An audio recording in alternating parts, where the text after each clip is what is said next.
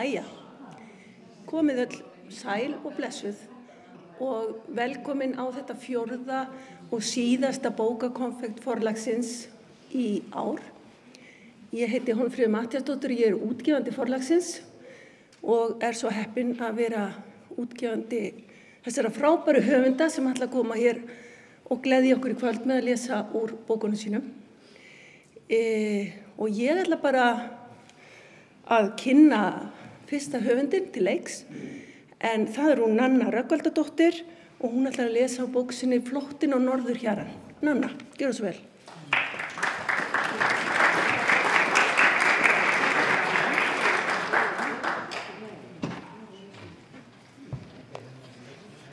Gott kvöld og gaman að sjá ykkur. Af því að ég fékk nú barnabókaverðlaun Guðrúnar Helgadóttur fyrir þessa bók. Þá langar mig að byrja á að vitna aðeins í Guðrúnu sem að sagði einhvern tímann og kannski oft. Barnabækur, það eru bækur sem að börn geta líka lesið. Og þessi bók kannski að sumu leyti bæði fyrir börn og fullorðna. Og í fyrstu skáldsögunni minni, Völskunni, þá skrifaði ég töluvert móðuharðindin og mér fannst að ég hefði kannski ekki alveg sagt allt sem ég vildi segja þau, sérstaklega langaði mig til að tala góða fólkið, fólki sem að hjálpaði öðrum.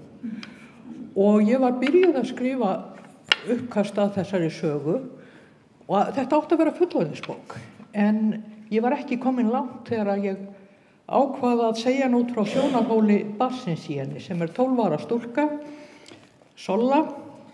Hún var reynda formóðir mín þessi stúlka og allar persónurnar í bókinni voru til í raun og veru og heita réttum nafnum. Þetta sem sagt, sagan heitir Flóttinn á Norðurhjaran og hún skiptist í tvennt.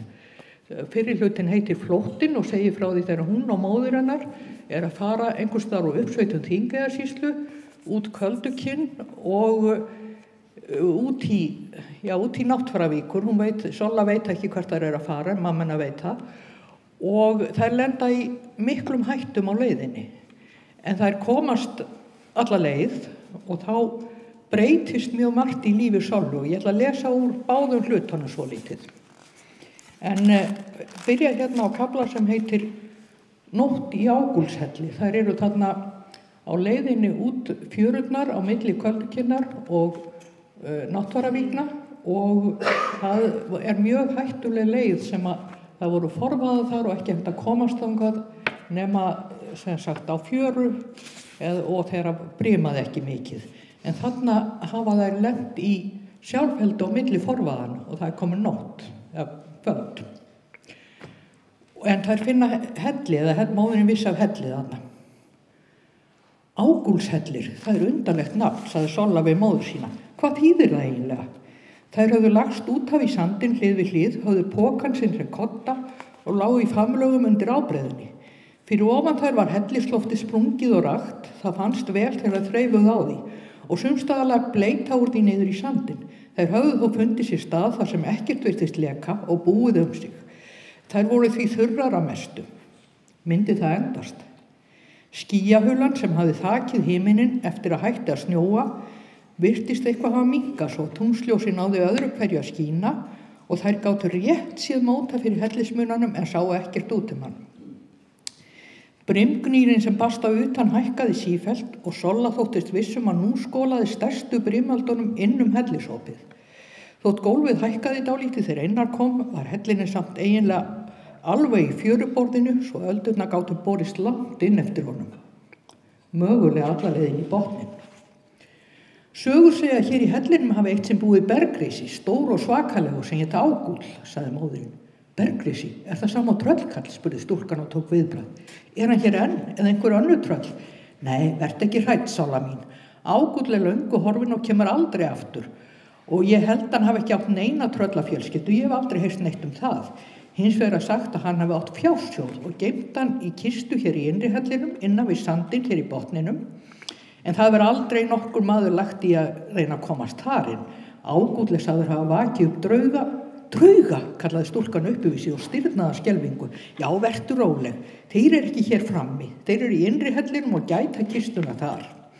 En láta alla í friði nema þá sem reyna að moka sandinum í burtu og komast inn fyrir hann. Þeir eru aðalega verja fjársjóðin gegn öðrum tröllum sem búa í fjöllunum hér í kring og teksta vel, svo það má segja að draugarnir gæti okkar fyrir hinum tröllunum, sagði Sólveig, og móðurinn hét sem sagt Sólveig, dóttirinn líka, kallið Solla, og strauk kinn dóttur sinnar til að róa hana, svo bætti hún við. Það er að segja, ef við reynum ekki að komast að kistunars Ágústs. Ekki þetta mér neitt slíkt í hug, hugsaði Solla. Hún var samt dauðhrædd og nú bæði við tröll og drauga. Hún færði sig enn nær móður sinni og reyndi að sofna. Henni tókst það ekki. Brimhljóði færði stöðugt í aukana, hækkaði og virðist færast nær. Öldunum var greinilega farið að skóla inn hellishopið, inn eftir hellisgólfinu, en hve langt? Solla vildi ekki hugsa það. Hún sá þær ekki, en stundum bráð þó fyrir einhverju ljósu í opinu eða fyrir utan. Það voru hvítir öldufaldarnir, þóttist nú vita. Ætli draugarnir hans Ágústs geti bjargað okkur, hugsaði hún. Þeir þurfa að venda innri hellinn, koma í veg fyrir að sjórinn skóli sandinum í burtu og þá vendaður okkur leið. Hún þorði þó ekki að treysta á draugana. Þeim er örugglega saman okkur, hugsaði hún, og jafnvel þó þau verji í sandi fyrir sjónum getur hann gripið okkur mömmu. Nei, ef sjórinn kæmi að þeim, færi að sleikja fætur þeirra, áttu þeirra enga von. Hún heyrði þung högg dynja á klettunum fyrir utan eins og tröll væri að berja þá. En vissi að þetta voru brimöldurnar að skella á klettaveggjunum á ógnarkrafti. Móður hennar lokaði augunum og fylgdi bænir, en Solla gat það ekki. Hún starði fram eftir hellinum með galopin augun og þótt skygnið væri næstum ekkert, fannst henni hún sjá brimlöðri færast nær og nær. Og svo fór þessi litla skíma frá tunglinu að hverfa. Og hún vissi að það var að því að öldurnar voru farnar að skella upp í hellislofti fremst og loka hellinum alveg. Brimið færðist sífellt nær sandhrúgunni sem það lágu á og þótt hún sæi ekkert vissi hún að bráðum færi það að seilast í þær og reyna að draga þær með sér. Hún heyrði hvernig útsogið skóf með sér möl og grjót. Það myndi varla munum að hrifsa tvær auman mannverur og bera það með sér út af hellisopinu, yfir fjörugrjótið, út á regin haf. Mamma hélt henni í faðmi sér en hafði dregið sjalið sitt yfir höfuðið, vildi ekkert sjá eða heyra. Mamma er hrædd, hugsaði Solla, og ef hún er hrædd er háski á ferðum. Nú getur líklega ekkert bjargað okkur, nema þó draugarnir hans Ágústs. Ef ég hefði langa spýtu gæti ég kannski stungið henni gegnum sandskaflinn, gert gat inn til hana, kallað á þá, beðið á hjálpar. Það var sama hver hræðilegi draugarnir væru. Það gæti ekki orðið verra að leita á náðir þeirra og reyna að fá hjálp, en að drukna hér innilokaður í gildru á milli öskrandi brimsins og kolsvartar klettaveggina. Hún hafði enga spýtu. Það var nóg að reka við í víkinni fyrir utan en hún hafði ekki haft vit á að taka eitthvað sprek með sér. Og allt í einu fann hún dropa skella á andliti sínu, bara örfáa, en hún vissi að þetta var brimúði. Svona nálægt voru öldurnar komnar. Hún stirðnaði upp af skelfingu. Þá fannst henni hún finna hreyfingu við hlið sér og svo var eins og einhver beygði sér niður að henni og hvíslaði í eyra hennar. Vertu hughraust. Þetta er að verða búið, fallaskiptin er að hefjast, nú flæðir út og sjórinn fer úr hellinum. Solla sperrti upp augun. Það var myrkur en henni fannst hún samt sjá konu við hlið sér og það var eins og hún glóði. Hún brosti til stúlkunar en sagði ekki fleira og skyndilega hvarf hún. Það var eins og hún gengin í hellisvegginn og allt var svart á ný. Stúlkan sá ekkert lengur, sá ekki hvort sjórinn sótti enn að þeim, reyndi að sleikja sandhrúguna en allt í einu var hún sannfærð að það versta væri í yfirstaði. Þær myndi að minnstakosti komast út úr hellinum aftur. Henni létti svo mikið að ró færðist yfir hana. Hún fann hvað hún var þreytt og svo sofnaði hún. Svöng og dálítið blaut en óhrædd. Og þessi kafli er byggður á frásögn sem ég las einu sinni af því einmitt þegar bóndinn í Naustavík upp úr miðri 19. öld var lenti þarna í sjálfheldu á milli forfaðana og varð að vera jólanóttina í Ágústshelli. Og það er til lýsing á því hvernig honum leið og þetta er alltaf sniðið eftir því. En þær komust á leiðarenda og ég ætla að lesa hérna kafla sem að gerist svona 1,5 ári seinna eða svo, þar sem að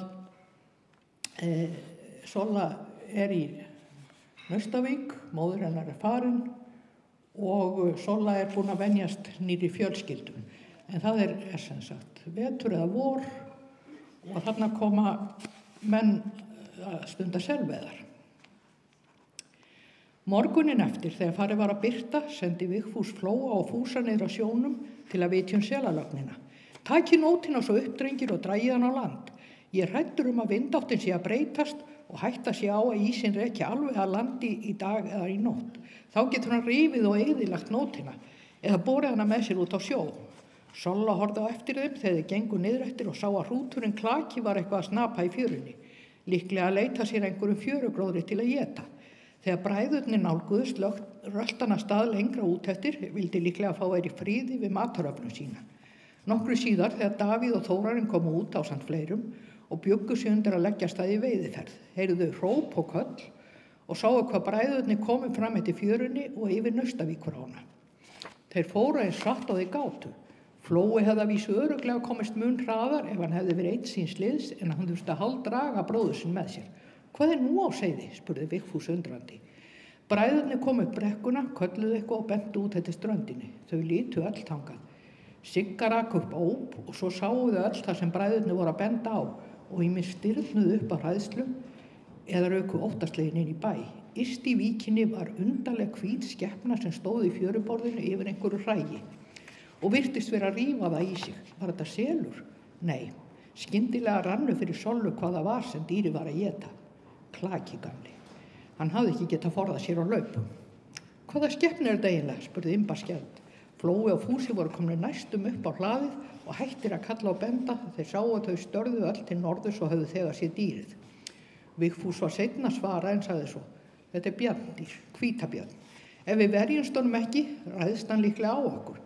Þið skulu öll forða ykkur inn í bæ, krakkar. Komið þið líka inn, sagði Imba. Kemst hann okkur inn í bæinn ef við lokum honum vel? Það gæti gerst. Bjarndýr hafa brotið hurðir eða rutt sér leið inn þök, svaraði faðirinn. En jafnvel þó að við getum sjálf forðað okkur, mun björnin ráðast á féð og drepa og éta kindurnar okkar ein af annarri, kýrna líka. Hann ætti auðvelt með að brjótast inn í fjósið. Við erum innilokuð, gætum ekkert gert til að bjarga þeim og gætum búist við árás ef við hættum okkur út. Nei, við verðum að reyna að verjast honum hér, það er ekki annað að ræða. Inn með ykkur, krakkar, og þið líka, stúlkur. Þau hlýddu öll og flýttu sér inn í bæ. Davíð taldi sig greinilega ekki til krakkana, enda hafði hann verið fermdur vorið áður. Hann stóð kýr og fór að setja odd á skutulstöngina sína, það gerði Þórarinn líka. Flói, náði hákallaskálmarnar, sagði Vigfús. Vinnumaður hljóparsmiði í húsinu sem var rétt hjá bænum og kom aftur með 2 hákallaskálmar. Löng prik, þó ekki líkt í eins löng og skutulstanginnar, með löngu og fremur mjóu hárbeittu blaði og öðrum endanum. Slík vopn voru notuð við hákallaveiðar. Solla gat hort á þetta allt af því hún hafði fengið hugmynd sem hinn hafði ekki fengið. Þegar hún kom inn í bæinn hafði hún príla brattan stigann upp á bæjardyraloftið og farið út af veggnum. Hálfboginn því það var mjög lágt til lofts. Beint yfir útidyrunum var lítið gluggaop, vindauga var það kallað sem lokað var með tréspjaldi. Hún lyfti spjaldin og gat að horft yfir hlaðið, brekkuna neðan við bæinn og spölkorn út eftir fjörunni og heyrt mest af því sem sagt var fyrir utan. Björnin var komin á hreyfingu. Kom inn eftir fjörunni í átt að bænum og fór nokkur hratt. Síðan lagði hann að stað á ská upp brekkuna en hægði það á sér. Hvað ætlaði hann sér? Gætu mennirnir varist honum ef hann gerði árás? Ættu þeir nokkuð meiri möguleika en Klaki hafði átt. Takk fyrir.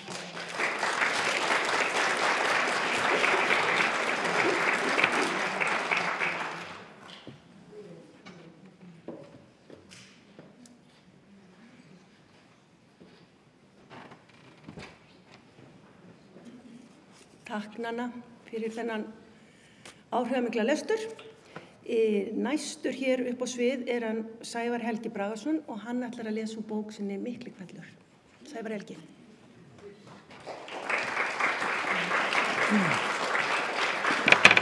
Þetta voru nú fremur dræmar undirtektir. Það er allir. Akkurat, þetta er betra. Góða kvöldið, já, ég heiti Sævar og ég skrifa vísindabækur fyrir börn. Hvað mörg börninni? Þannig að markhópurinn minn er kannski ekki alveg mættur, sem er svona 8 til 14 ára eða svo, en mér sýnist þið svona svolítið vera á þeim aldri að þið eigi mögulega börn, eða barnabörn, eða barnabarnabörn, eða barnabarnabörn. Ok, kannski ekki mikið lengra. En allavega, ég skrifa þessast vísindabækur fyrir krakka og ekki veitir af vegna þess að íslenskan svolítið að hverfa úr hugarheimi þeirra því miður, þakk sé samfélagsmiðlum og með flokk sem heitir Vísindalæsi og núna á árinu voru 2 endurprentaðar, þannig að þetta hefur allavega fallið ákveðið í kramið, bæði bóki sem kom í fyrra sem heitir Kúkur, piss og prump og Sólkerfið, en núna ákvað ég að skrifa uppruna alheimsins, Miklahvell, og í raun og veru fjalla það að sjálfsögðu hvernig við öll urðum til. Mér langar að lesa 2 kafla, annars vegar eitthvað sem að þið hafið örugglega öll vonandi einhver tímann á ævinni séð, kannski með hvítvínsglas í heita potti í sumarbústað, og svo enda á ævisögu ykkar. Hljómar það ekki vel? Þá segir þetta, jú, mjög.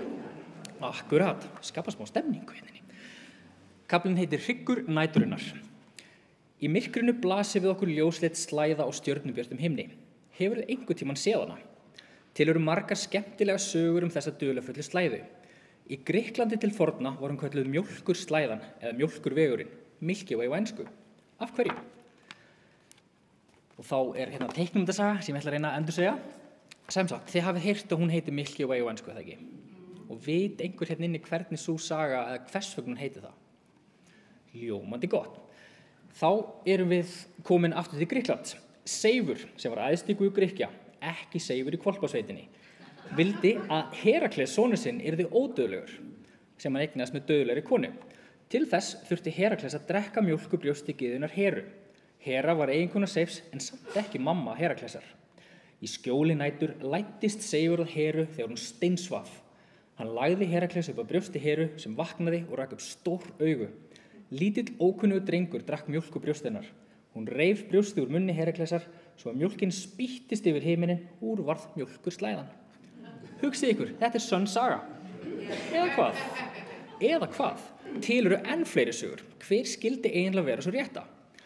Í Egyptalandi til forna var slæðunni líkt við risafljótið Níl, beljandi næturhiminin. Egyptar kölluðu hana þess vegna hina himnesku Níl. Í Kína og Japan sá fólk líka fyrir sér risafljót á himni og kallaði það himnafljótið og silfurfljótið. Í Rómaveldi var slæðan sögð vera saumurinn þar sem báðir helmingar himinsins voru festir saman. Eða var hún kannski aska sem sólin skildi eftir sig á ferðalagi sínum himinin? Eða sálir fallinna stríðsetja að stíga til himins? Enginn vissi það fyrir víst. Í suðurhluta Afríku taldi fólk slæðuna vera hrygg sem héldi næturhimninum uppi. Ef ekki væri fyrir hrygginn myndu bein og næturhimninum falla til jarðar. Frumbyggjar Ástralíu ímynduðu sér sumir slæðuna sem slóð eftir fugl. Þeir sögðu að fuglinn hefði flogið himinin með logandi prik í gogginum og skilið eftir reykjar og neistaslóð. Í dökkum skýjum í slæðunni svo fólk framandi stjörnumerki, emúa, kenguru og snáka. Forfeður Íslendinga, víkingarnir, litu á hrygg næturinnar sem tré, Ask Yggdrasils sem hélt heiminum á lofti. Núorðið notum við annan nafn fyrir slæðuna dularfullu. Þú eru örugglega heyrt það. Mjólkurslæðan liggur eins og braut yfir heiminin á veturna þegar það nægilega dimmt. Þess vegna köllum við hana vetrarbrautina á íslensku. Það ekkert mjög langt síðan við fundum út hvað vetrarbrautin í raun og veru. Þegar forvitið fólk beindi sjónaugaslæðunni kom í ljós aragrúi stjarna, miklu fleiri stjörnur en við sjáum með berum augum. Alla stjörnunar á himninum tilheyra vetrarbrautinu okkar. Sólkerfið okkar gerir það líka. Þú átt heima á jörðinni, reikistjörnu sem snýst í kringum sól í vetrarbrautinni. Þannig þú líka hluti af vetrarbrautinni. Vetrarbrautin okkar eins konar eyja í alheiminum. Við höfum mælt hversu stór hún Vetrarbrautin svo risavaxin að ljósgeisli var í það bil 100.000 ár að ferðast enda hennar á milli. Í alheiminum fer ljósgeisli hraðast af öllu, 300.000 km á hverja einustu sekundu. Eitt ljósár því vegalengdin sem ljósgeisli ferðast á einu ári. Með öðrum orðum vetrarbrautin okkar 100.000 ljósár á breidd. En skildu vera til fleiri eyjur í alheiminum? Svarið við þeirri spurningu ein stærsta uppgötvun vísindanna. Viltu vita meira? Og þá segir þið náttúrulega já. Mjög gott. Herðin, í næsta kafla þá fjallaði það hvernig við uppgötvuðum að það til fleiri eyjur í alheiminum en vetrarbrautin okkar og það kemur Edwin Hubble til sögunar og ýmis annað vísindafólk sem kannski allt og fáir hafa heyrt getið. Ok, en nú ætla ég að enda á því að lesa fyrir ykkur ævisögun ykkar. Hljómar það ekki ágætlega? Já, bara stikla á stóru reyndar. Og þessi kafli heitir Saga heimsins. Miklahvellur kenningin sem útskýrir uppi af alheimsins. Eins og þú hefur komist að hún studd mörgum sannfærandi sönnunargögnum. Nafnið Miklihvellur samt dálítið villandi. Miklihvellur var alls ekki sprenging eins og þegar flugeldur springur. Flugeldur springur innan í rými sem þegar til. Við Miklihvell urðu bæði rúm og tími til. Ég veit, það mjög erfitt að skilja þetta. En þú getur vonandi huggaði við það að færasta vísindafólk líka enn að klóra sér í kollinum yfir þessu. En hvernig lítur þá ævisaga alheimsins út?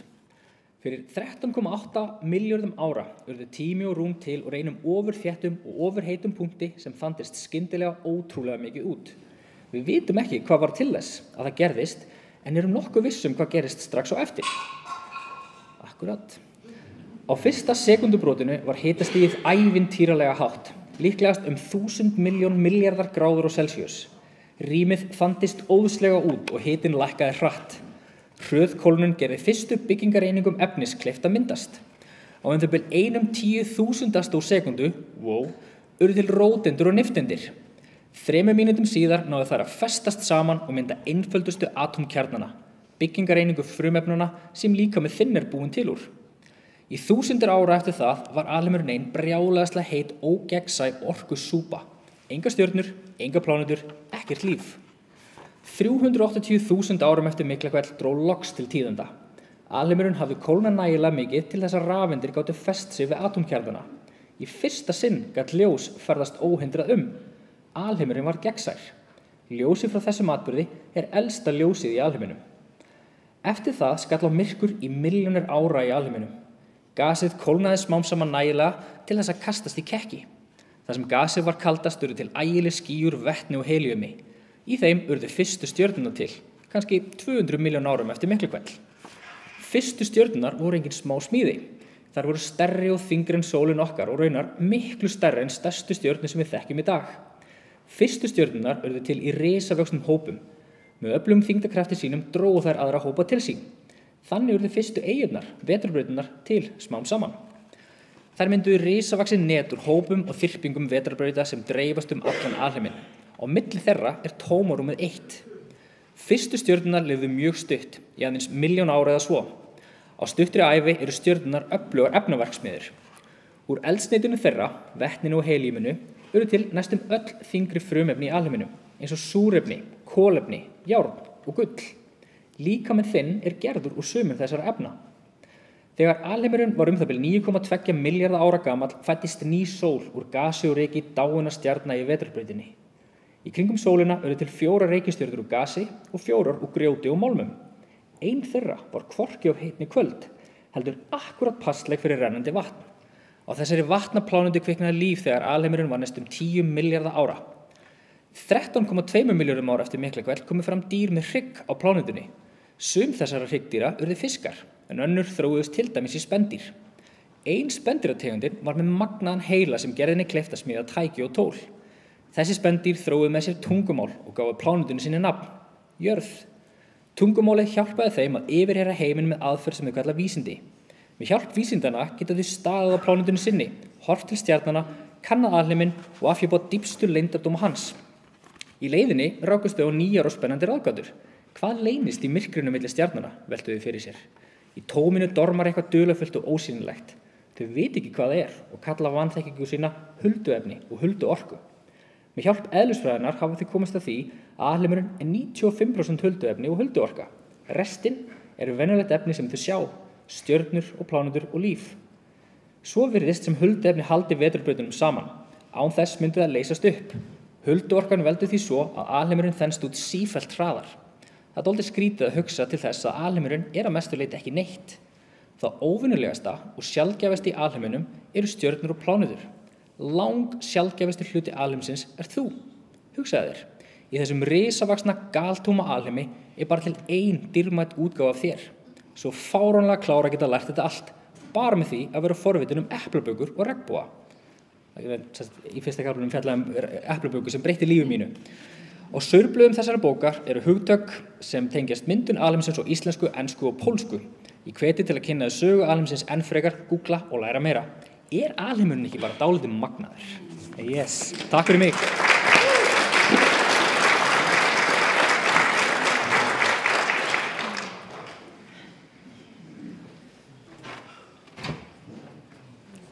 Takk fyrir þetta, Sævar Helgi. Þá það hún Ragna Sigurðardóttir sem ætlar að lesa fyrir okkur úr bókinni sinni Útreðatúrin. Ragna, velkomin.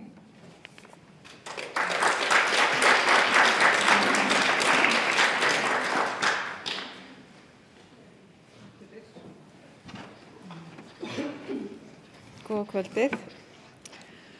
Takk fyrir að fá að vera hér og kynna bókina. Takk ykkur sem hafa komið og hérna. Já, ops. Þið núna? Já, ok, já. Takk fyrir Úa, takk fyrir að fá að vera hér og kynna skáldsöguna mína Útreðatúrin og takk þið sem hafa komið. Þetta sem sagt skáldsaga sem að gerist 13,2 milljónum ára eftir Miklahvell. Þetta samtíma saga, en hún nær alveg aftur á 19. öld. Og aðeins að stilla þetta hérna.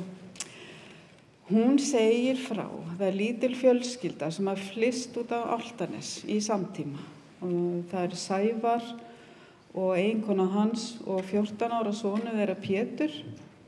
Þau flytja úr Þingholtunum og í stærra hól stækka við sig og Sævar hefur áhyggjur af syni sínum, Pétri, að því að fara með 14 ára strák í nýtt hverfi og nýjan skóla og hvernig mun og það nú ganga og svona tilhneigingu til þess að hafa áhyggjur. En þetta virðist nú allt ganga bara ágætlega til að byrja með og þanga til að Pétur verður fyrir árás í fallega friðsæla úthverfinu á Álftanesi. Þá verður hann fyrir árás sem að og það allt breytist og sérstaklega breytist mikið sambandi á milli feðgana sem og það þessi saga sem feðgum sem í forgrunni bókarinnar.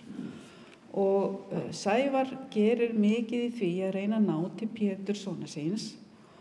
Og það kannski einhver hérna inni sem að veit að það nú ekki alltaf auðvelt að ná sambandi við úlingana okkar. Og í þessu brasi sínu þá fer hann að rannsaka gamalt morðmál sem átti sér stað á Álftanesi, eða Garðaholti, þessum rétt hjá. Og þar sem að forfaðir þeirra var ásakaður morð. Og hann svona lætur sér detta í hug, já, kannski nægir til Pétur sem að hann alltaf að hlusta á einhver hlaðvörp einhverja raðmorðingja og hann kannski fær áhuga á þessu og við náum betur saman. En Pétur hefur engan áhuga á þessu en Sævar fyrir að rannsaka þetta mál. Og þetta sem sagt manndrápsmál, það sem forfaðir hans þeirra sakaður manndráp og það var aldrei upplýst hvernig það fór. Og Pétur hann langar svolítið til þess að, ég held að langi til þess að forfaðir hans hafa verið saklaus. En það sem að gerist að hann kynnist eiginlega ekki forföður sínum heldur formóður sinni og þau eiga ýmislegt sameiginlegt.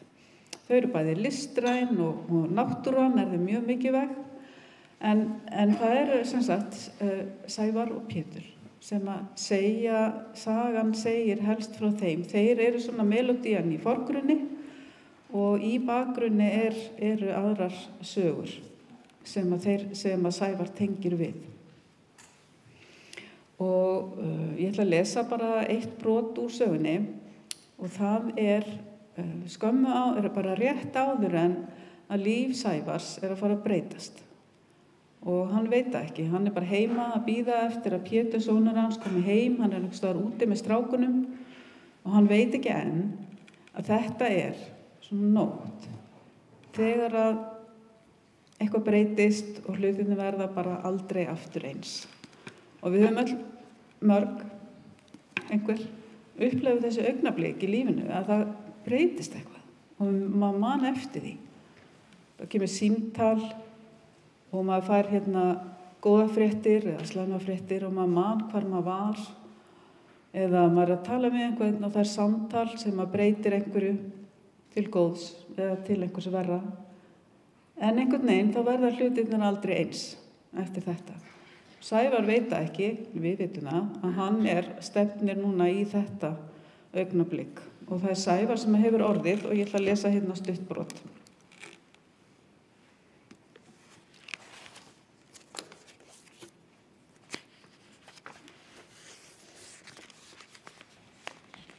Og hann heima í nýja húsinu á Álftanesi. Í fáeina mínútur stóð ég við gluggann og vonaðist til að sjá útlínur Péturs birtast. Svarta bólna dún mitt í súlpuna, hann væri með hettuna á hvítu peysunni dregna upp yfir höfuð. Ég myndi sjá bjarman frá símanum hans lýsa upp andlitið á honum á meðan hann skrifaði ákaft einhver skilaboð á göngunni. En gangstéttirnar voru áfram auðar, engin hreyfing nema vindurinn í laufunum, ekkert hljóð nema lágt gnauð í bréfalúgunni. Loks settist ég aftur í sófann og opnaði bók og það næsta sem ég vissi var að ég hrökk upp við að dyrabjöllunum var hringt og ekki bara einu sinni, heldur frekjulega nokkrum sinnum í röð. Ákafinn kom mér á óvart en ég var þess fullviss að þetta væri bara Pétur að koma allt of seint heim, líkla laus og líklega var honum skítkalt. Bjallan glumdi í sífellu og á leiðinni fram í forstofuna þusaði ég ergilegu fyrir munni mér. Ég opnaði útidyrnar og leit á úrið, tilbúin að horfast í augu við Pétur á þröskuldinum og segja allt sem ég hafði lofað Helgu að láta ósagt. Klukkan var 1:30. Ég fekk vindinn í fangið og þegar ég sá 2 einkennisklædda lögreglumenn fylla út í dyragættina, hrökklaðist ég 1 skref tilbaka. Það skrýtna var að það sem kom fyrst upp í huga mér var ekki hvað hefði komið fyrir Pétur sem stóð á milli þeirra, heldur það að ég þekkti annan þeirra. Ég hafði ekki séð hann í 4 áratugi en ég þekkti hann samstundis. Þetta var Toggi. Það sem sagt gamall vinur frá úlingsárunum sem hann að hitta þarna aftur. 1 andartak fann ég fyrir villtri og hreinni gleði. Ekki við því að sjá hann aftur. Heldur vegna þess að þegar við sáumst síðast hafði hann verið örlítið hærri en ég. En nú var ég orðinn höfðinu hærri en hann. Hann þurfti að horfa upp til mín. Það kom á hann undrunarsvipur og það var eins og hann gripi nánast andan á lofti en hann lét strax sem ekkert væri. Hvorugur okkar sagði orð. Við horfðumst í augu 1 örstutt andartak, svo leit ég undan og sá eftir því leið. En Pétur stóð klemdur á milli þeirra. Ég rétt út höndina til hans, en þeir héldu undir handleggi hans beggja vegna. Það fékk mig til að hika og ég lét höndina síga. Hann stóð þarna, mjósleginn og niðurlútur. Axlasítt, skollitað, liðað hárið hékk niður yfir andlitið á honum. Ég barðist við gamalkunna löngun til þess að teygja út höndina og strjúka það frá. Í fyrstu fannst mér að halda honum föstum, en svo áttaði ég mig á að líklega studdu þeir við hann. Og mér datt í hug að Pétur hefði verið að drekka. Hann virtist ómeiddur en augljóslega hafði eitthvað komið fyrir. Annars væri hann ekki komin heim í lögreglufylgd. Óljósar og næsta fráleitar myndir geystust huga mér. Að Pétri að drekka, taka pillur, reykja gras, myndir af slagsmálum og loks sú versta af þeim öllum. Hafði hann farið upp í bíl með ókunnum karlmanni. Ég fann örstnögt hatur stíga upp í kókin á mér með tilhugsunina. Það gat ekki verið. Pétur var 14 ára og vissi betur. Ég reyndi að virðast rólegur. Loks heyrði ég Helgu koma fram í forstofuna fyrir aftan mig. Það var varla mínúta síðan ég opnaði dyrnar, en mér fannst ég hafa staðið þarna góða stund. Pétur, sagði Helga og kom upp að hlið mér. Og þegar ég heyrði rödd hennar, áttaði ég mig á og ég hafði líka sagt nafn hans upphátt. Helga lagði lófan á mjóbakið á mér og mér létti við að finna fyrir henni við hlið mér. Hvað kom fyrir? Ég ætla að láta þetta duga. Takk fyrir það.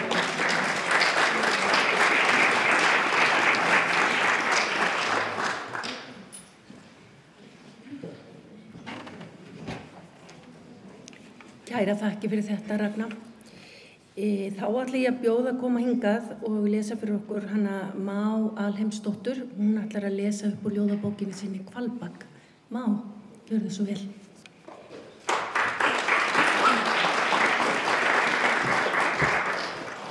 Gótt kvöld. Ég ætla að lesa fyrstan kafla og síðan ætla að lesa eitt ljóð úr öðrum og eitt úr þriðja. Og ég ætla bara að ljóðin duga að tala fyrir sjálfa sig. Fyrsti kafli, upptök. Ekki getinn úr holdi þínu, ekki með blóð þykkt í æðum mínum, aðeins með tár sem ég tindi upp í brekku að hausti til. Ég tvoði augum mínin þeim, skólaði syndir forfeðra minna, sem eru ekki skildir þér. Ekki í sjönda líð, ekki úr knerri sem þú sigldir eftir sólarsteini á allskjöðum degi, ekki þar þú gekkst með kú út í víkina að næsta firði til að nema land. Ég var til úr móbergi, blágrýti, þungum gabróeggjum, sem jökul áslípaði í þúsundir ára og þú tókst upp og virtir fyrir þér. Ég var til úr sandkorni sem féll ásamt miljón öðrum sandkornum, hnullungum, björgum í gílið og myndaði aurkeilu framan við fætur þér. Ekki úr blári baðstofu í sortlítuðu pilsi, ekki úr fingrum að plokka strengi á langspili, ekki úr kveðskapnum með stöðlum, höfuðstöfum sem barst með vetrarmyrki út á haf. Ég var til úr síli ljósátu lodnu sem hrafnreiðar gleiftu við strendur landstins að vori til.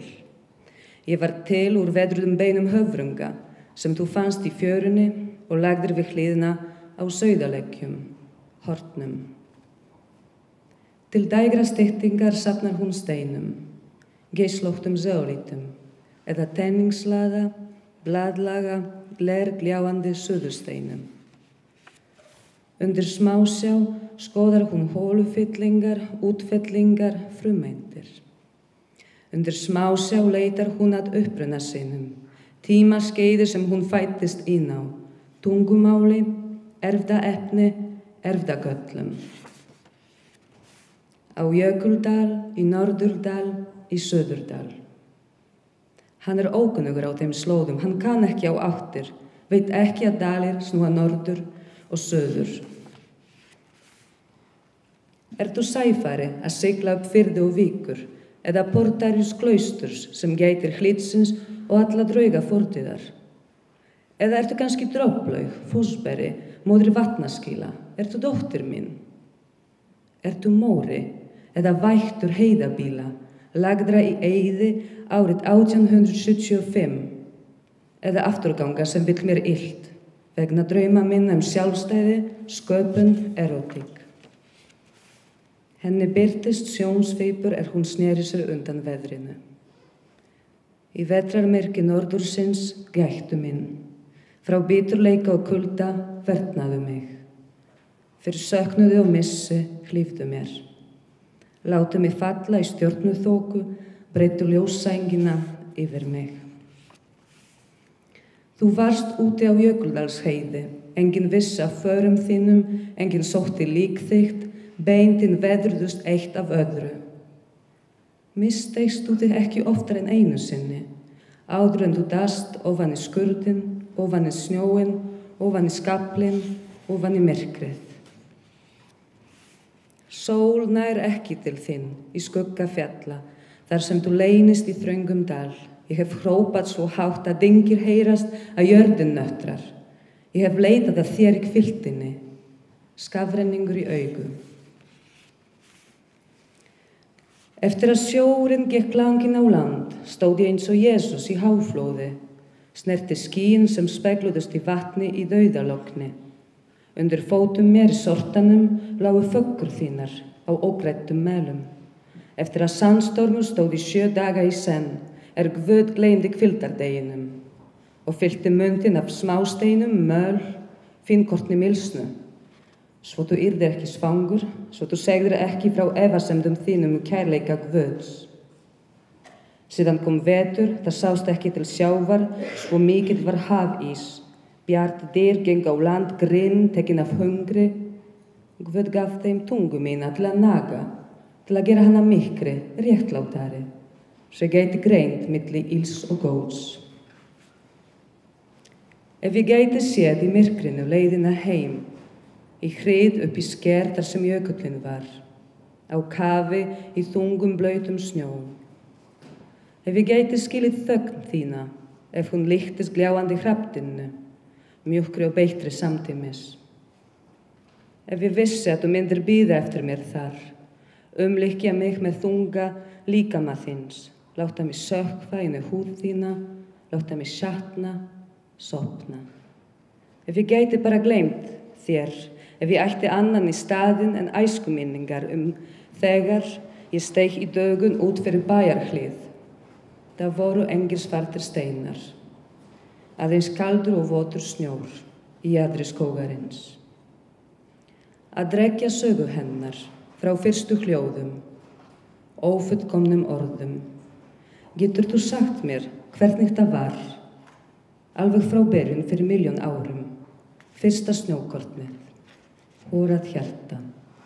Svo ætla að lesa úr kafla Flóð, 1 ljóð.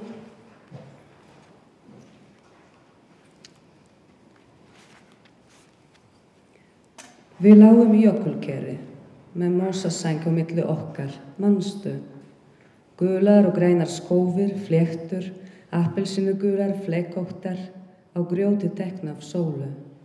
Krækiberjaling rauð og berin sætust, fyllt með fyrstu dögum septembervarma, fingerðri birtu. Við lágum í hringlaga dæld, í sandi, eftir bráðnaða jaka, eftir jökulhlaup, eftir allt saman, með mósasæng á milli okkar. Og svo síðasti kafli heitir Áður en, og þetta síðasta ljóðið, kvöldsins, ekki bókarinnar. Ég leitaði að þér í blóðrauðu gjalli, í lagskiptu hrauni, á milli móbergskryggja, milli hryggjarliða og hval, fyrir innan mig, fyrir utan mig, í munninum á mér, í raungu orðalagi. Orða sem ég nærðist á meðan ég var að lesa mér til, rauðöldur, rauðu fossafjöll, miðmorgunshnúka, mitt á milli áttana, sagna, sem þú kannt ekki á, sem þú kannast ekki við okkur. Takk fyrir mig.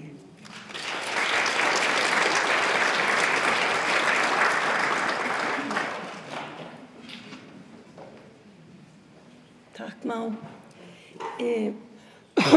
Þá komið að síðasta höfundi fyrir hlé og það hún Lilja Sigurðardóttir sem ætlar að lesa á bók sinni Alfa. Lilja, gjörðu svo vel.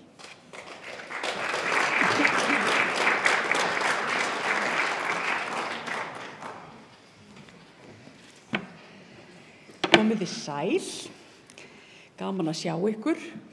Hver segir að bókin sé dauð? Ég heiti Lilja Sigurðardóttir og þetta nýja bókin mín. Hún heitir Alfa og gerist í framtíðinni, árið 2052. Þegar gervigreindin Alfa hefur tekið við mennskri stjórn í Evrópu og stýrir öllum með list og prýði. Það ríkir friður og velsæld, búið að leysa öll vandamál mannkynsins, loftslagsvandann, hungrið í heiminum, græða upp Sahara með lúpínu og allt svo gott. En þá sitjum við mannkynið uppi með okkur sjálf ennþá. Sagan þetta hefur verið kallað tæknitrillir eða gervigreindartrillir, en þetta í raun og veru bara venjuleg glæpasaga nema sögusviðið sem sagt nálæg framtíð. Þetta fjallar tvær konur, hjón, sem eru að ala upp unglingsdreng.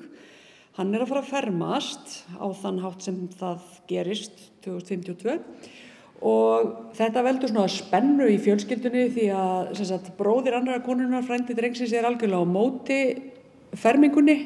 Það myndar svona spenna í fjölskyldunni og einhver deyr. Því að auðvitað verður einhver að deyja, það glæpasögur, yfirleitt. En ég ætla að lesa bara kafla sem að lýsir aðeins heimilislífinu hjá þessari fjölskyldu, eða hjá, segjum annarri konunni 2052 og þetta svona 2 dögum áður en allt fer í hakk hjá þeim.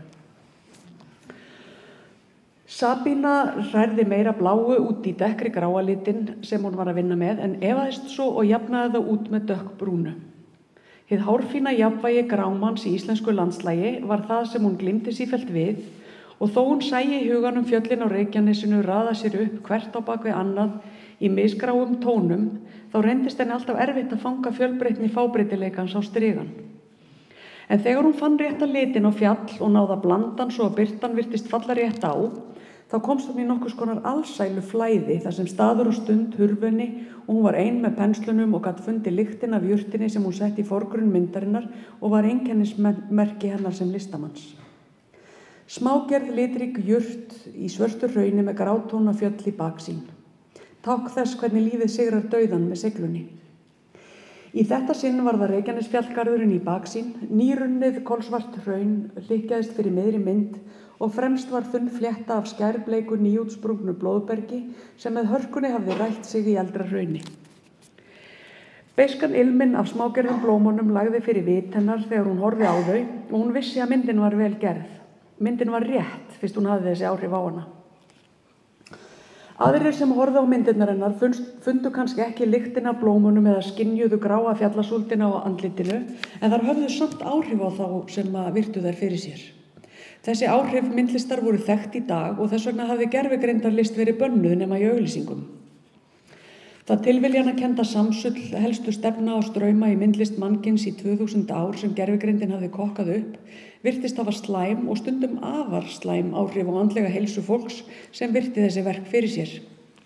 Og eftir að hafa aflað álits frá geðlæknum og sálfræðingum hafði Alfa ákveðið að hætta að vinna myndlist og eftirláta mannfólki að tala til undirmeðvitundar annars fólks á þann hátt sem myndlistin gerði. Það sama hafði gerst með tónlist þó það hefði ekki verið jafn dramatískt. Sabína mundi hvað henni og vinunum hafði fundist gervigreindartónlistin spennandi þegar hún var unglingur, en eftir nokkur ár var fólk orðið samdóma að ný tónlist frá Alfa hljómaði eins og hún hefði öll heyrst áður, þreytandi og endurtekningasöm. Eftir fyrstu árin með Alfa hafði tónlist því orðið einn af þeim þáttum sem voru skilgreindir sem samfélagslegt innihald og Alfa lét hana því í hendur lifandi fólks. Sabína smurði þunnri stróku af nýja litnum á skuggahliðina á keili en náði ekki að ljúka við að máta litin almennilega við því að hún fann örflöguna titra í handleggnum. Matarinnkaup komin til skila, sagði úrið. Hún lagði frá sér pensilinn. Einbeitingin var rofin. Ekki vegna þess hún gæti ekki unnið vitanda matnum út á tröppum, Sir Simon myndi taka hann inn, heldur vegna þess að hún vissi ekki til þess að það væri von á matarsendingu. Hún vissi ekki betur þau ættu nóg. En ísskápurinn var farin að taka upp á þessi tíma og ótíma að panta mat þó að í rauninni væri engin þörf á því. Maturinn beið í kassa út á tröppum. Það var ekki mikið í kassanum svo hún lyfti honum sjálf upp og bar hann inn í eldhúsið. Egg, smjör, grænkál. Hún opnaði ísskápinn og raðaði vörunum inn. Það var vissulega ekki grænkál í grænmetisskúffunni en eggjabakkin var ekki tómur og í miðri miðhillunni tróndu 3 smjördollur og hún vissi að einungis ein af þeim var átekin. Svo núllaði hún út innkaupalistan í ísskápnum og vonaði að hann myndi þá allavega ekki panta meiri mat í dag. Það var óþarfa hver hilla væri tróðfull eins og hilla í matvörubúð. Það voru að minnstakosti litlar líkur á því að þau lentu í bráðri neyð út af smjörleysi á næstunni. Góðan dag, frú mín góð, sagði Sir Simon sem nú kom rúllandi inn í eldhúsið með ofurlitlu dekkjaísku sem virtist alltaf fylgja honum núorðið, sama hversu mikið Júlíus vandaði sig við að hreinsa hjólin og smyrja þau. Góðan dag, herra minn, svaraði hún vélmenninu og fann fyrir litlum sting í hjartanu við að sjá hversu druslulegur hann var orðinn. Það var auðvitað bjánagangur að vorkenna vélmenni en útkrotuð sprungin og bætt harðplastskelin á búknum var í svo hrópandi andstöðu við snyrtilegt heimilið. Sir Simon var 44 módel og því orðinn 8 ára gamall og hafði í gegnum tíðina ekki einungis þurft að þola líflegar túslitaskreitingar Júlíusar, heldur hafði drengurinn rifið hann í sundur og skrúað hann aftur saman óteljandi sinnum. Þegar þær keyptu hann hafði hann litið út eins og skínandi sléttur snjókall og alls ekki verið neitt ljótur þar sem hann stóð í hleðslunni sinni í stofuhorninu. Núna létu þau hann hlaðast inn í þvottahúsi. Friðarliljan þyrst, sagði Sir Simon og mjakaði sér hægt að eldhúsvaskinum, teygði út griparm, tók vökvunakönnuna og skrúaði frá krananum með öðrum griparmi. Það tók hann nokkra stund að láta op könnunar hitta undir bununa svo að vatn skvettist út á eldhúsbekkin. Þú ert að skvetta, sagði Sabína og tuskuarmurinn skaust strax út og tók að þurrka eldhúsbekkin án afláts, allstaðar nema það sem bleytan var. Svo skrúaði Sir Simon fyrir vatnið í róliheitum, sneri sér við með ískri og mjakaðist af staðinn í stofu. Sabína dæsti og eldan með viskastykki sem hún henti á gólfið og rendi með fætinum í slóðans til að þurrka það sem skvettist upp úr yfirfullri könnunni. Það var löngu kominn tíma á nýjan heimilisróbot, en Sir Simon var orðinn svo mikilvægur hluti af heimilishaldinu. Þó hann gerði ekki mikið gagn núorðið, þá sameinaði hann fjölskylduna í því að gera grín á honum og hafði orsakað ófá hlátursköstin. En Sabínu var ekki hlátur í huga þegar hún kom inn í stofuna.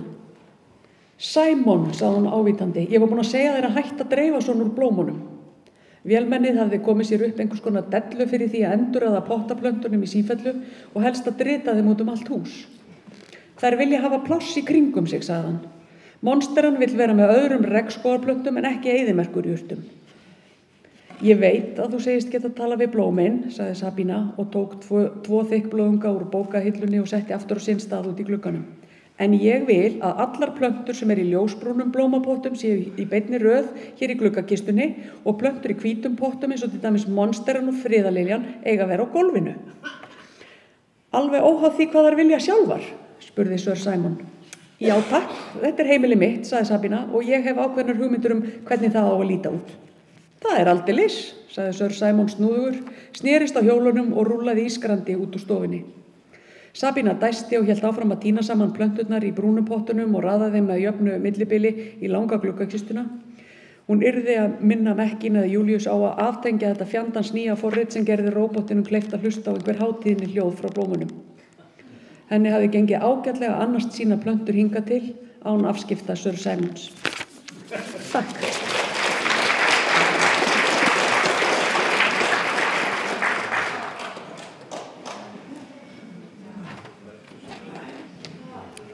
Takk fyrir þetta, Lilja.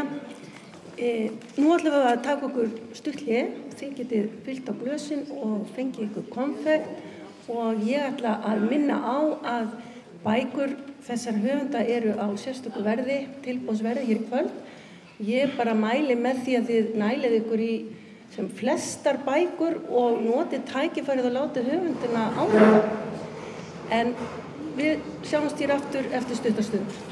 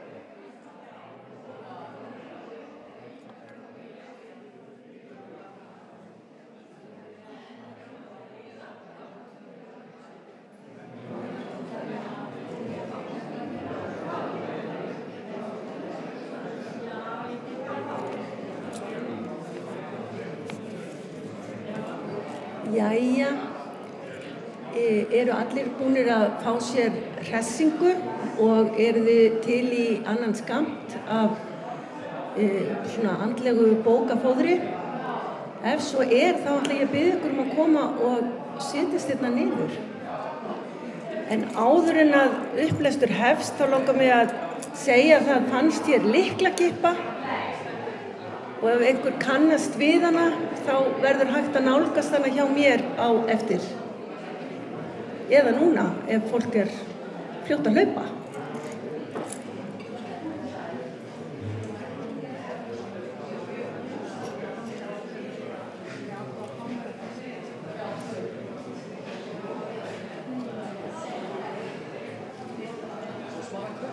Já.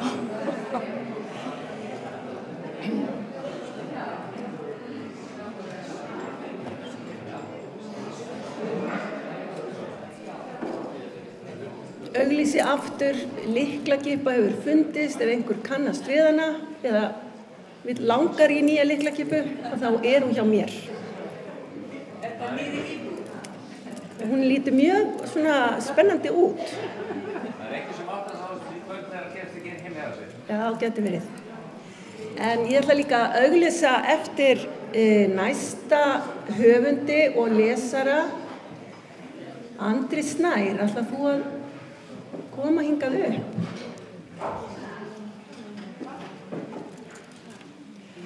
Andri ætlar að lesa upp úr bókinni sinni Jötunsteinn og hann að taka sig til og kemur hingað upp á sviðið af Vörmuspúri. Gjörðu svo vel.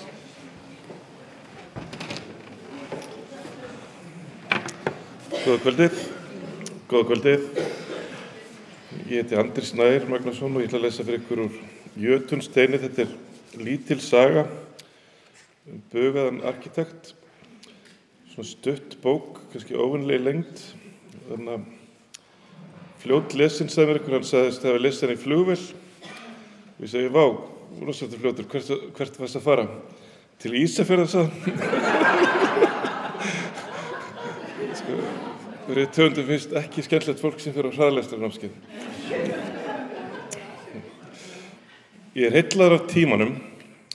Stundum líða heilu árin þar sem geti varla framkallað nema örfáar minningar, en svo til sekúndur sem teknar inn í svo mikilli upplausn að ég geti summað inn á sekúndubrotin og fundið endalaus smáatriði.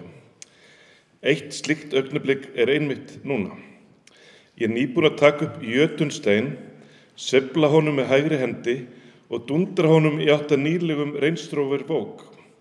Ég búin að sleppa steininum, ég horfi á hann snúast, hægt og nálgast hliðarúðuna bílstjóramegin.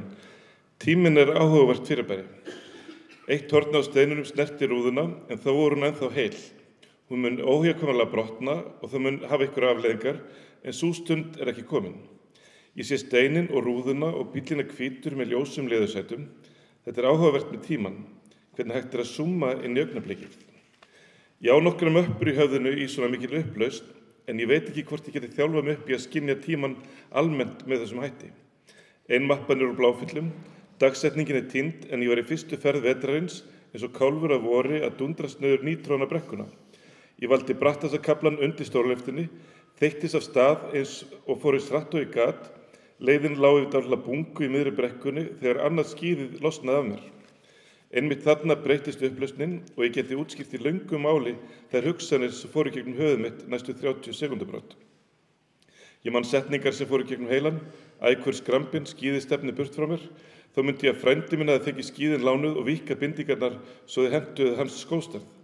Og hugsaði mjög röklega, nánast eiturskýrt, nú ég að fara að detta. Ég á mikilli ferð, þetta verður harkalegt. Ég misti jafnvægið, hallaðist út á hlið, hálfflaug í loftinu fram fyrir mig og hugsaði með mér, þetta verður slæm bylta, ég geti stórslasast, ég geti hálsbrotnað, fótbrotnað, ég geti brákað hryggjarlið. Og svo snerti ég í jörðina og greindi næstu skref í atburðarásinni. Ég er lentur en ég á svakalegri ferð. Ég hef eflaust 4 byltur eftir, ég geti brotið að mér hauskúpuna. Og þá kastaðist ég aftur upp í loftið og tíminn náði aftur sínum venjulega hraða.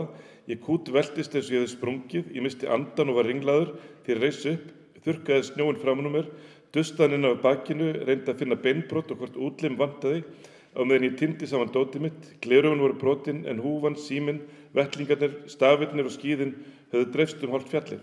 Nema hvað, á meðan ég hugsa þetta eins og jötunsteinninn hafi myndað litla dæld í rúðuna. Ekki ósvipað því þegar goshver þynur út yfirborð vatns í kúlu þar til allt brestur. Ég ekki öfgamaður, ég mjög venjulegur svo það sé tekið fram og ég hef aldrei komist í kast við lögin. Ég braut aldrei rúður í Árbæjarskóla þegar ég var strákur, líklega sá einur mína vínahópi sem þorði ekki. Ég gagnrýninn en ekki ósanngjarn og ég meira þess allt og meðverkur. Ég jamma og jæja minni heiti þetta þegar ég ætti að setja skýr mörk, faglega og persónlega. Það því ekki beint í mínum anda að dundra í jötunsteini í áttina hlýðarúðun á bíl. Eitthvað mikið hlaut hafi gengið á. Já, mikið hafi gengið á. Núna snertir steinninn rúðuna og þótt þetta sé nýlegur reynsróður vók og tjónið verið umtalsvert, þá var það engin vanhugsun á kastunum. Ég hugsaði mig vandlega og kastaði honum vitandi að tjónið yrði peningana virði. En af því að þetta er eitt af augnablikunum sem ég geti sneitt niður í sekúndubrot, þá hefur ekkert tjón orðið ennþá. Steinninn hefur tylt sér á rúðuna, hann er á miklum hraða en rúðan er ennþá heil. Það er kannski öllu verra að það setur maður rétt fyrir innan rúðuna.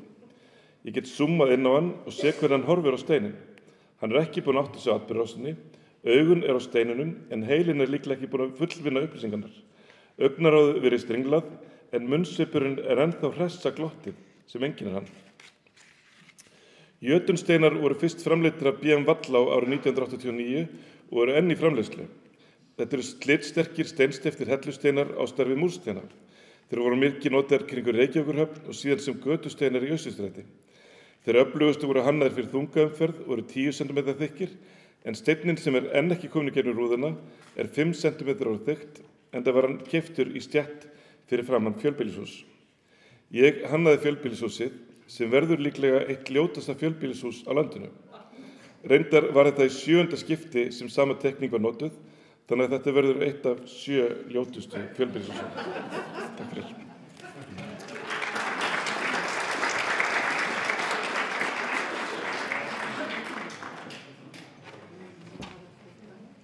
Kæra þakki fyrir þetta, Andri Snær. Hér næst stígur á svið kona sem ætlar að lesa úr 2 ljóðabókum. Það er hún Gerður Kristný og hún ætlar að lesa úr ljóðabókinni Blóðhópni sem við endur útgáfum í ár.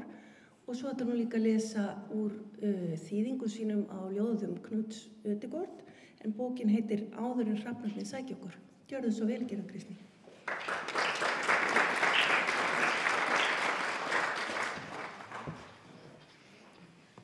Komið sæl. Knut Ödegård varð áttræður daginn og okkur fannst tilhlýðilegt að Áður en hrafnarnir sækja okkur, ljóðasafn hans kæmi út á íslensku. Þar fjallar hann þau undur að eldast og verða hundgamall. Og hér er eitt ljóðana. Sýningarstjórinn. Myrkur sýningarstjórans. Gluggi gengt filmum, kvikum, myndum, list. Hann hefur séð nóg og nú dugar að gæta þess að myndin stöðvist ekki, að filman slitni ekki. Hann man eftir Sívak og lækni og söngvaseið, óskýrum mönnum með hatta sem þeysa á hestbaki við sléttuna, skúrkum og lagana vörðum. Englar hafa aðeins birst honum í draumi. Þeir eru ekki til. Hann ræður engu. Þetta er ekki skáldskapurinn hans. Einkennisbúningurinn er engin grímubúningur.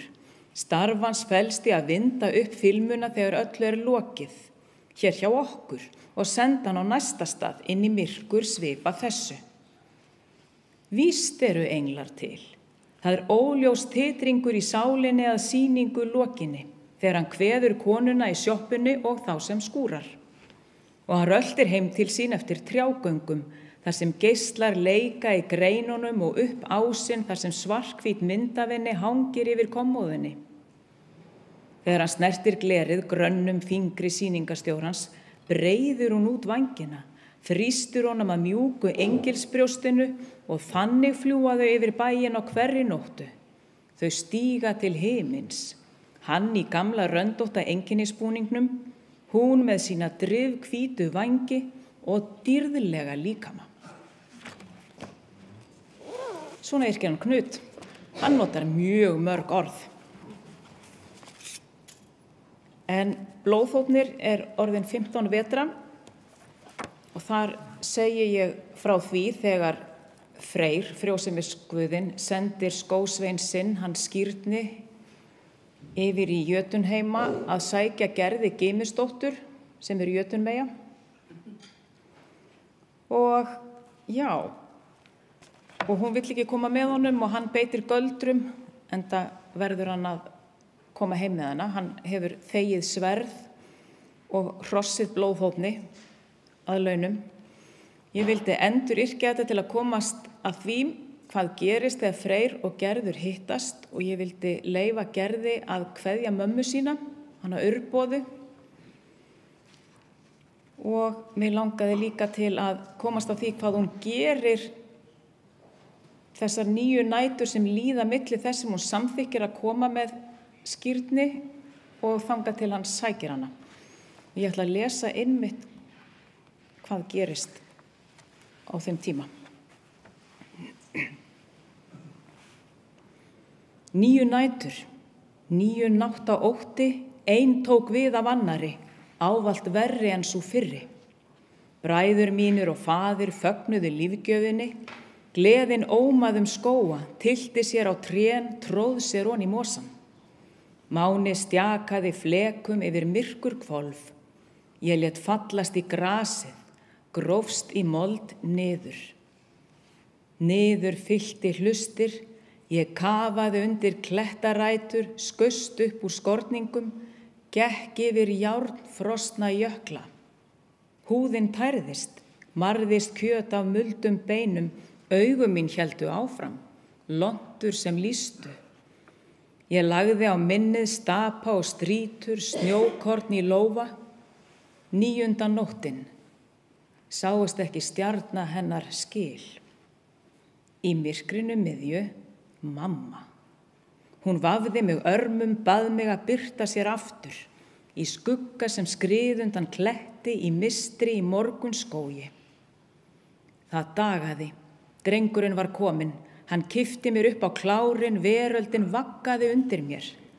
Land mitt laut þessu hrossi, bauðu í stað að stökkva af, spyrna í spellreið. Nóttin hylur að henda sér úti. Myrkrið skóf yfir hjarta mér, blesa á hesti, blís sem lýsti. Riðum skriður, óðum blóðöldur. Földu land mitt feldmjúk ský, heimur minn horfinn hefur ekkert til hans spurst. Frekar en gjólu sem eitt sinn lék í lokkum, blés þeim frá brosi, lættist lófi í annan. Mamma, ber lykla að búri og brjóstum manna, augun slæða gapandi gjótur, þreifa þoku slungin björg, afdrif mín ókunn. Mamma birtist í draumum sem dalalæða, léttur leið og svefn. Mamma bíður mín heima í hamingjunar bænum. Takk.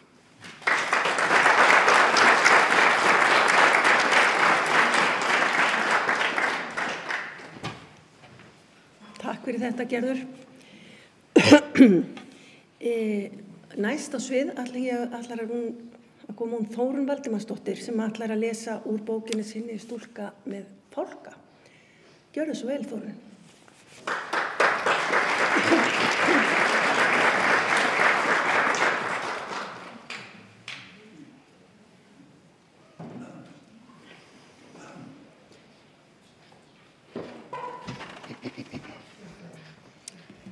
Já, takk. Ég held að ég lesi bara innganginn af því að hann lýsir þessu ágætlega þessu verki.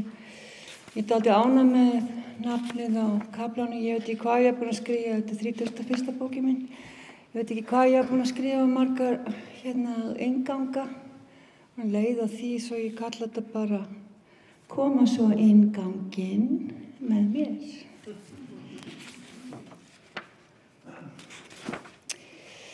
Rit þetta er framhald af þroskasögunni Stúlku með höfuð. Henni lauk með fullorðinsvígslu sagnfræðings gaf út fyrstu bók sína árið 1986.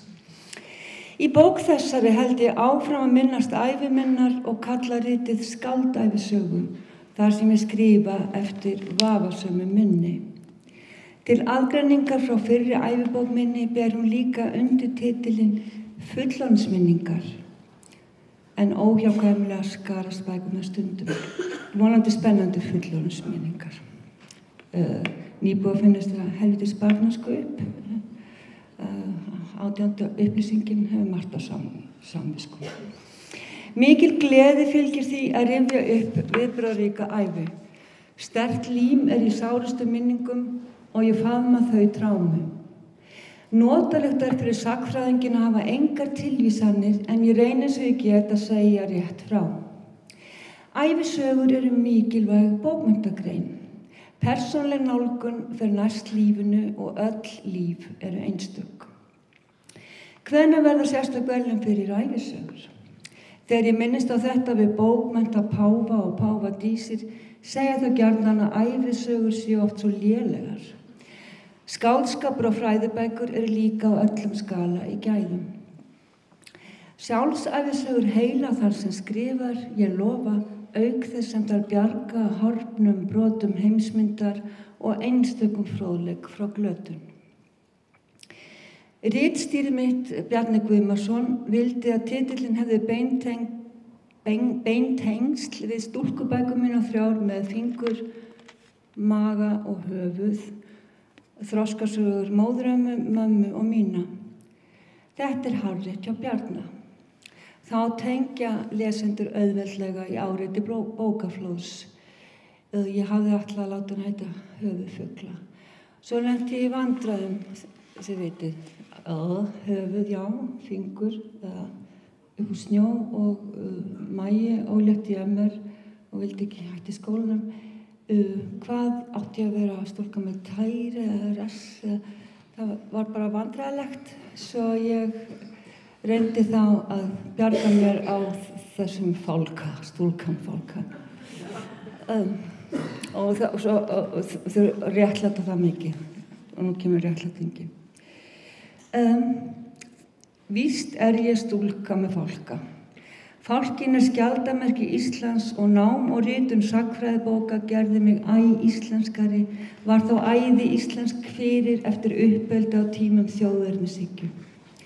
Ég eyddi áratugum á veiðilendum sögu þessarar eyju í námi og skriftum. Finn nú að fálkinn hefur alltaf verið veiðidýr mitt. Hann situr á hægri öxlinni og það gott.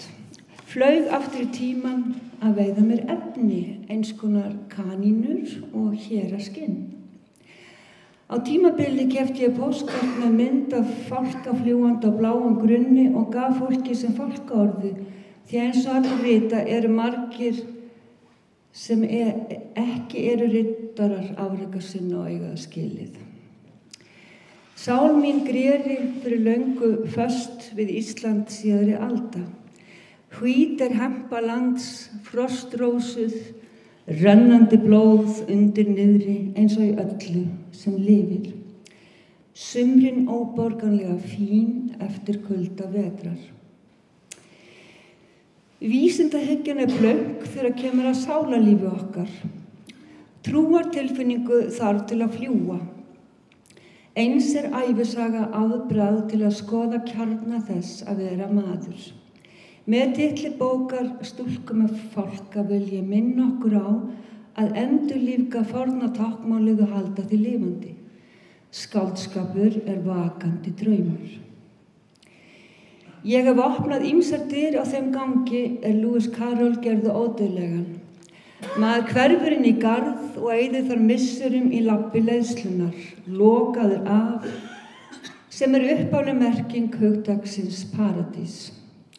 Víst himneskt öryggi í því að skapa og gleyma sér missum saman. Svo kemur píldi ljóð að þetta skáldæfisaga. Dottið á eftir Lísu.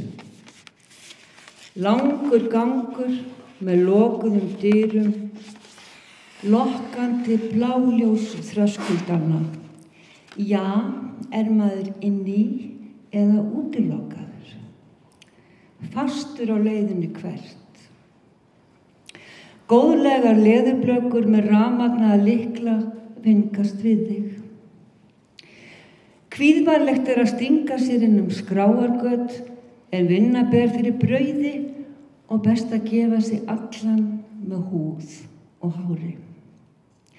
Gólfið skynsamt og slétt, þótt lævísar plöntur frjókist við fjölföldun hugsana. Loks hafði ég fallið svo oft í sama skyn farið að gangur leystist upp. Hann ekki fyrir handan. Garðurinn, þú ert í honum, apekatt. En betra, þú ert hann. Takk.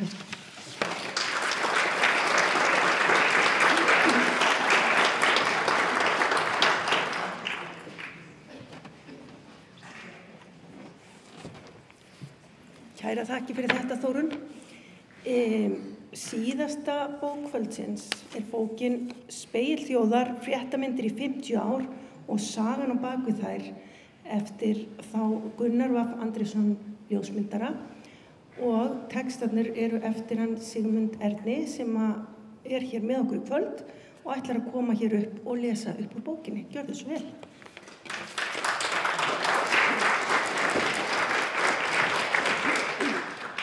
Sælverið Gunnar bað fyrir kveðjur, hann með spúsu sinni á bökkum Berlínarár en ánægður með bókina, þetta hans ævistarf. Ástæðan fyrir að þessi bók var til að fyrir 2 árum skrifaði ég bókina Í stríði og fríði fréttamennskunnar sem var svona uppgjör mitt við blaðamennskuna í 40 ár rúm og þá var fréttablaðið fallið og ég var síðasti ritstjóri þess og mér fannst blaðamennskan vera að breytast ekki til batnaðar heldur að þrengjast og verða fátækari og þegar ég skrifaði þessa bók þá áttaði ég mig á því að ævistarf mitt sem blaðamaður hafði verið að standa svo nálægt Íslandssögunni að ég var að skrifa hana jafnóðum og hún gerðist. Og ég byrjaði á Vísi í Síðumóla þar sem ég hitti Gunnar Vaff Andrésson. Við unnum saman, svo lágu leiðir okkur saman þegar ég var ritstjóri DVAF 2 áratugum síðar og svo aftur þegar ég var fréttaritstjóri Fréttablaðsins í upphafi aldarinnar og svo enn aftur þegar ég var ritstjóri Fréttablaðsins eftir að 20 ár voru liðin að nýrri öld. Og þá áttaði ég mig á því, ég búinn að vinna með þessum manni sem hefur verið að skrá í návígi, í algjöru návígi, Íslandssöguna, eins og hún hefur blasað við. Og þetta maðurinn sem hefur búið til sennilega áhrifaríkustu og merkustu fréttaljósmyndir sem nokkur blaðaljósmyndir hefur látið frá sér. Og ég hugsaði, nú verð ég að skrifa þessa sögu. Ég verð að skrifa söguna á bakvið Íslandssöguna sem blasir við í þessu ævistarfi mannsins. Og bókin komin út og ég ætla að nefna ykkur nokkur dæmi.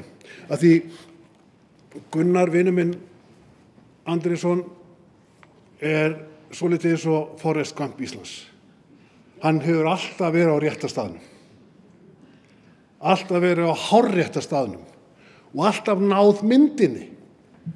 Ekki bara úr pólitík, ekki bara úr dýralífinu, heldur líka fanga tíðarandan þessa stórkostlugu breytingu sem hefur orðið á íslensku samfélagi í 50 ár, sem ótrúlega mikil.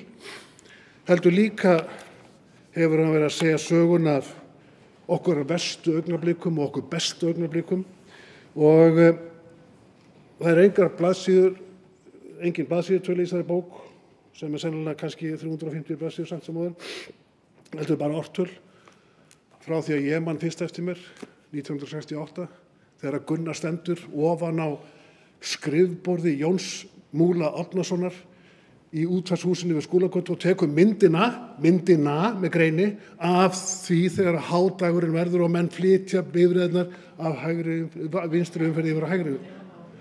Og þetta er frægasta myndi sem tilvegir þeim atburði og þannig eru myndirnar í þessari bók. Og förum aftur til 72 þegar öll lögregla ríkisins stendur fyrir framan Alþingishúsið sem ég þekki ágætlega og Helgi Hóseason skvettir skyrinu. Eina myndin sem til af þeim atburði og Vilhjálmur Hjálmarsson, þáverandi þingmaður, sagði við Gunnar Vaff Andersson, af hverju ert þú ekki lögreglumaðurinn? Þú bregst við, lögreglan ekki. Og svona eru sögurnar í þessari bók. Og ég var alltaf hrifnari eftir því sem ég fór meira á bak við þessar myndir. Mest selda mynd Ljósmyndasafns Reykjavíkur er þessi hér, af Vigdísi Finnbogadóttur Hoppa í París. Ástæðan fyrir þessi mynd til er að Gunnar beið. Hann var með Páli Magnúsinni blaðamenni á ferð Snæfellsnes, nánar tiltekið í Ólafsvík og Vigdísi þar með vinkonum sínum á kosningafundi í einu húsi. Hann sér að fyrir framan tröppurnar er París, þar sem Vigdís hafði stundað sitt nám og hann veit að hún kemur fyrir að sér út dyrnar. Páll Magnússon er mjög óþreyjufullur og segir, láttu ekki svona, förum. Gunnar bíður, Vigdís kemur út og hann spyr hana, Vigdís, kanntu ekki ennþá hoppa í París? Ég held það nú, Gunnar minn. Og til var þessi mynd.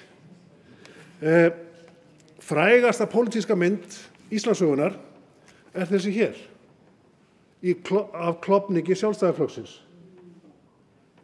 Gunnar Thoroddsen hefur sagt sig skilið við Sjálfstæðisflokkinn og hefur stofnað nýja ríkisstjórn með tveimur öðrum sjálfstæðisþingmönnum, Pálma á Akri og Friðjóni Þórðarsyni, og hann er að hlýða hér á ræðu Geirs Hallgrímssonar á landsfundi Sjálfstæðisflokksins í Háskólabíói 1981, nokkurn veginn ári eftir hann sleit sig frá þingflokki Sjálfstæðisflokksins og það rísa allir á sæti eftir að Geir Hallgrímsson hefur flutt sína ræðu nema Gunnar og Vala. Gunnar er eini ljósmyndarinn sem var á rétta staðnum, allir hinni ljósmyndarinn voru frammi í smók.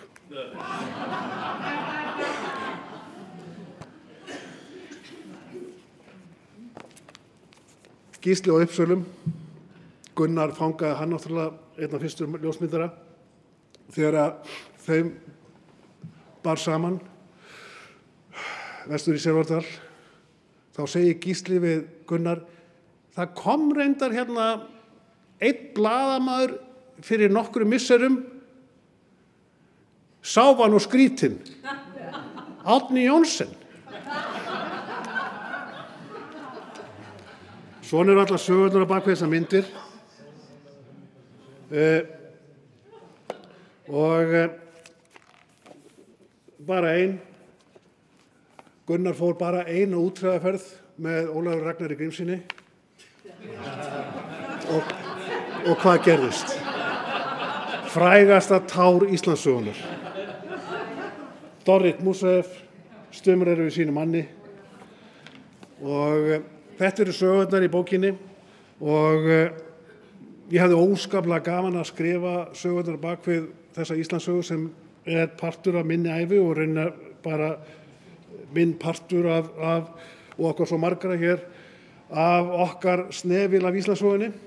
En þetta er líka saga af, og það liggur við ég komist við, þetta er líka saga af blómaskeiði íslenskrar blaðamennsku.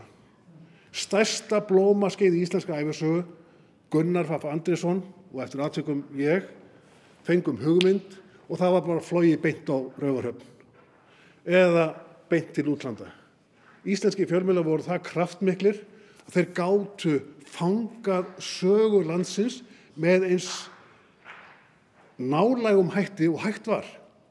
Og ljósmyndarar, fjallaljósmyndarar, fengu að fara alla leið, fylgjast með öllu. þegar að Gunnar F. Andrésson og Edda Andrésdóttir, vinkona mín, fjölluðum Vestmannaeyjagosið, þá var eina skilyrðið að vera með öryggishjálm. Annars verði bara hugsa ykkur sjálf. Og til einhvern svakalasta myndasafn af náttúruhamförum sem til vegna þess að yfirvöld treystu blaðamönnum. Nokkrum árum síðar, í hinu hörmulega snjóflóði á Súðavík, var blaðamönnum ekki lengur leyft að skrásetja Íslandssöguna, aðgangur var bannaður.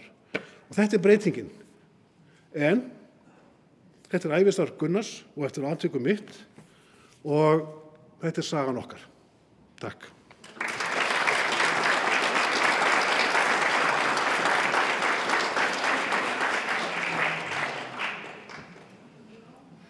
Kæra þakki fyrir þetta, Sigmundur Ernir.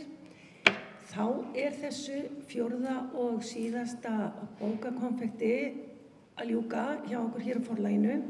Höfundarnir munu sitja hér eitthvað áfram og eru tilbúin að árita ef þið viljið fá þá til þess. En áður við förum þá langar mig að minna ykkur á, svona í aðdraganda jóla, að bók besta gjöfin. Kæra þakkir.